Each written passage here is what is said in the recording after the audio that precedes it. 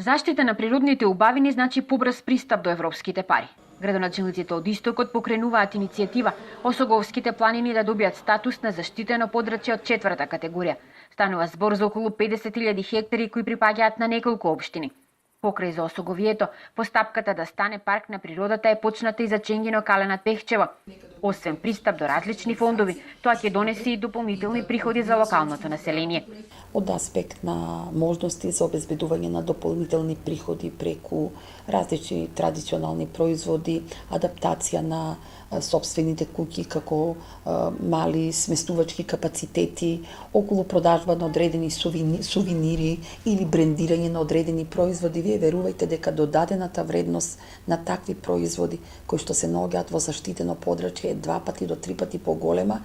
Дополнителен импулс што ќе збогати туристичката понуда, но и ќе донесе развој на регионот е апликацијата на Лесново за прв геопарк во Македонија. Меѓутоа, како геопарк Лесново се надеваме дека ќе се развие и туризмот, но и многу фондови пред се за инвестиција и во хотели на Лесново, но и на оние кои што ги имаме со векови старите куќи. Пред се надеваме дека овде ќе имаме и голем економски бенефит. Во источниот регион нема ниту едно посебно заштитено подрачје.